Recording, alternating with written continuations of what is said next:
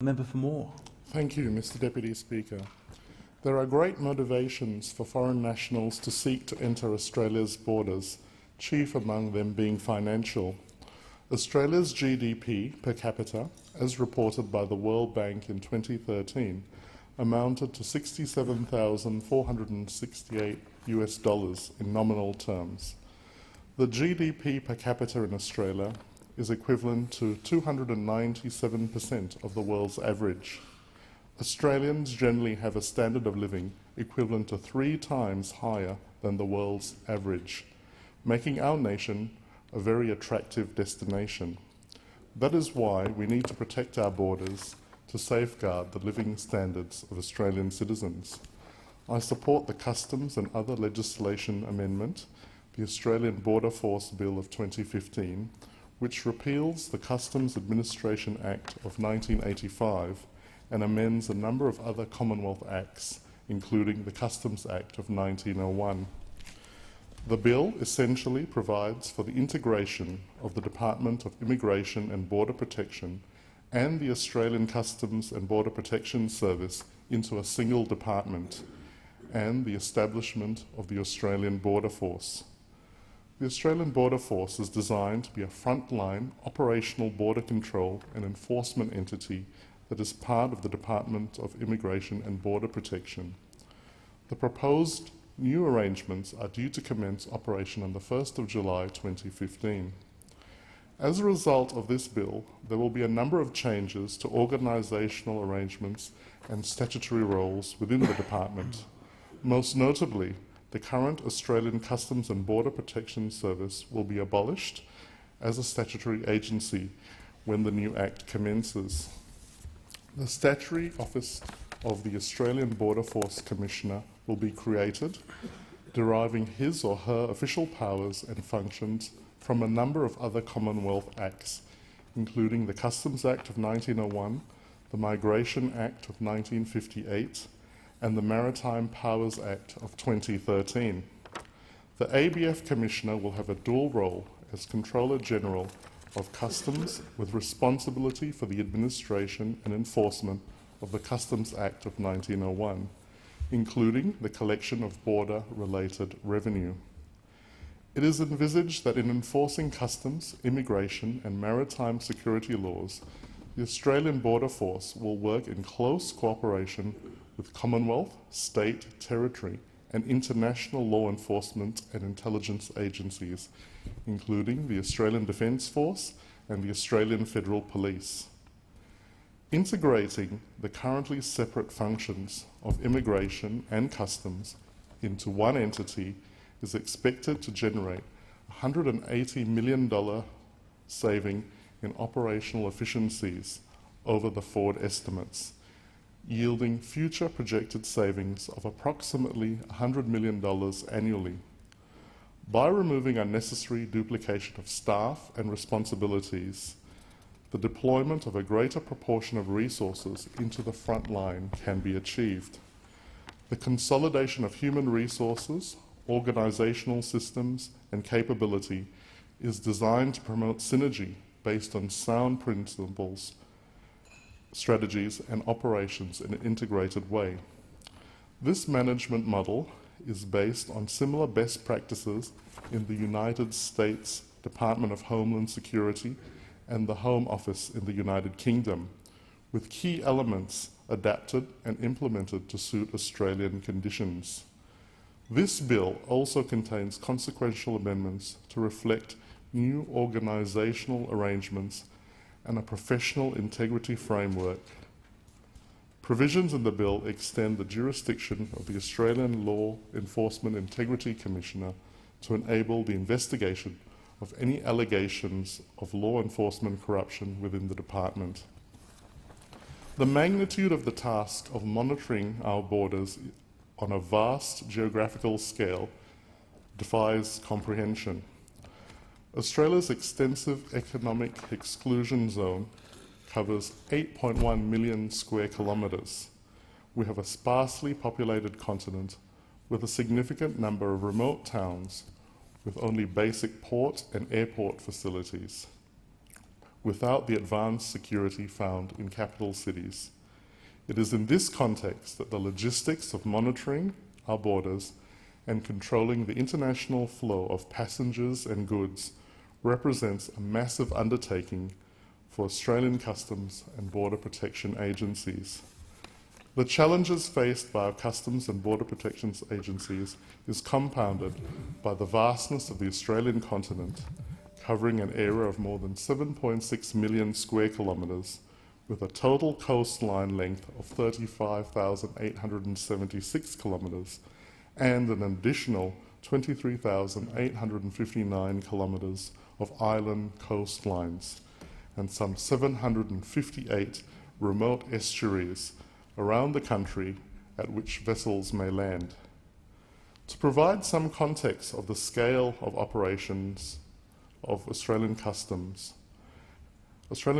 have, in the 7 months to the 31st of January 2015, in the current financial year, processed around 23.1 million passengers through Australian airports, processed over 837,000 passengers arriving at or departing from Australian ports, inspected over 1.3 million air cargo consignments, inspected over 69,000 sea container units of 20-foot equivalent, and inspected more than 38 million international mail items.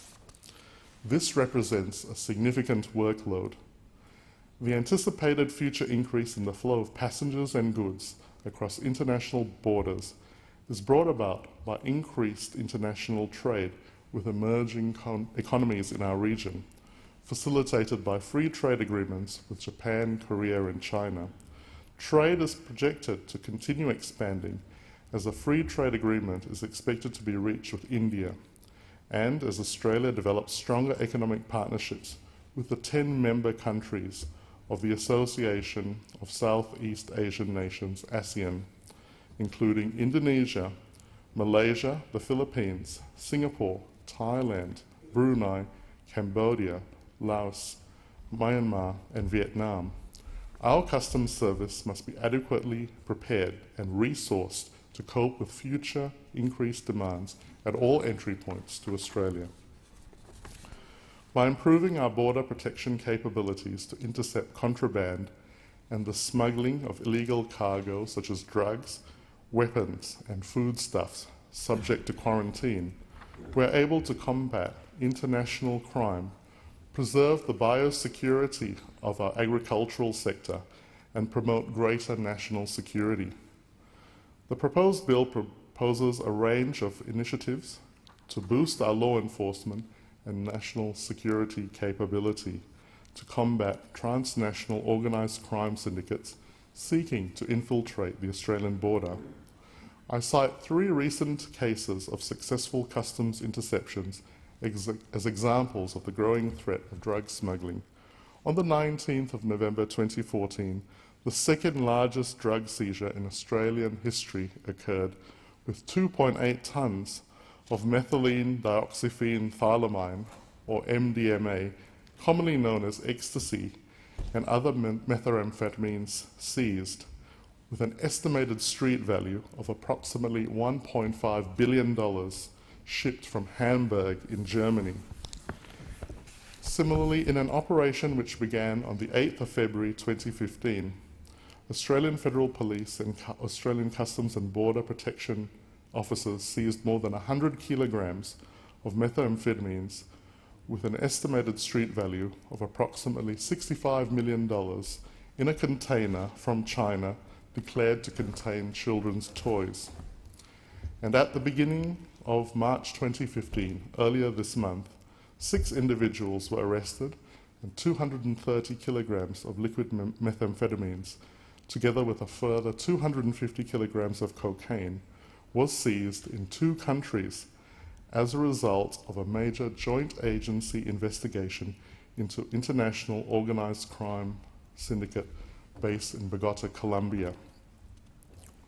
Australia is an attractive destination for organized criminals and international fugitives due to our comparatively lenient judicial system, Sentences for committing serious crimes in other countries are typically much more severe than in Australia, often attracting longer terms of imprisonment and in some cases capital punishment.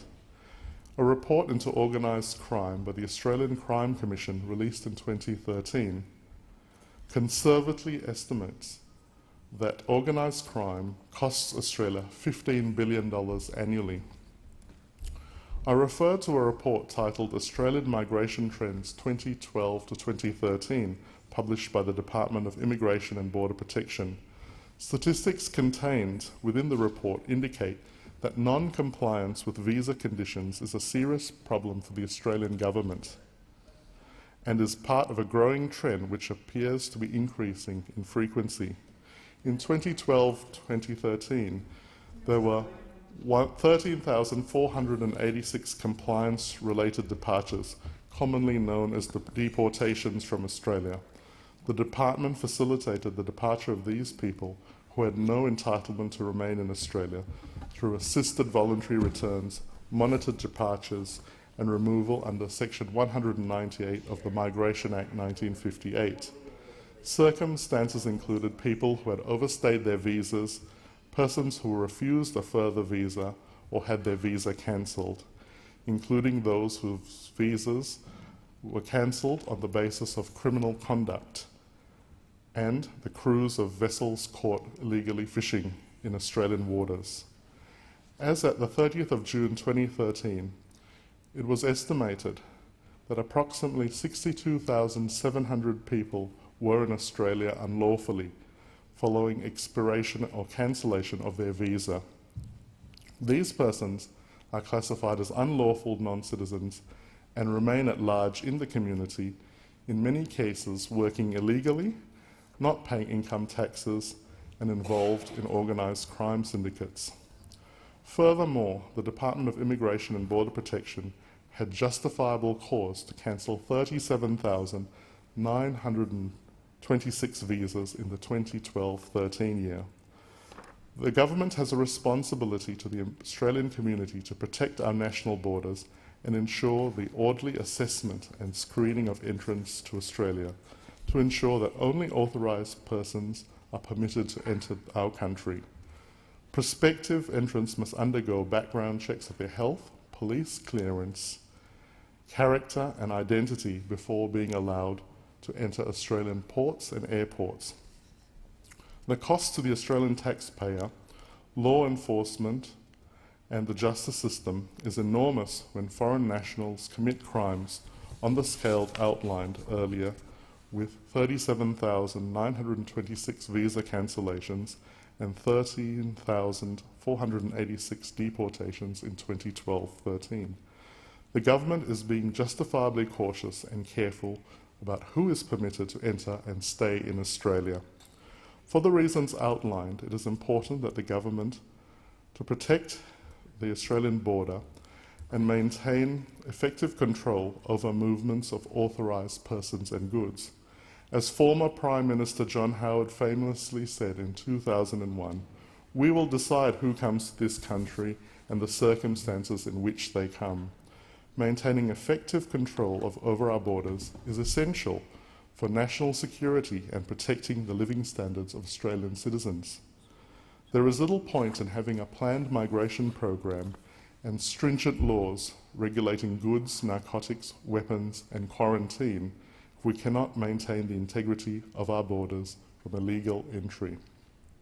In summary, this bill proposes a range of measures designed to facilitate the work of our border protection personnel in their detection, investigation, compliance, and enforcement operations in relation to goods and persons entering Australian territory.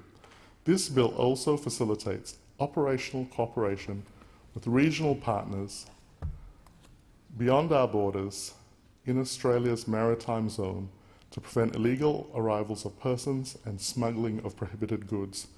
The integrated approach has proved a success with Operation Sovereign Borders in stopping people smuggling trade. I commend this bill to the House.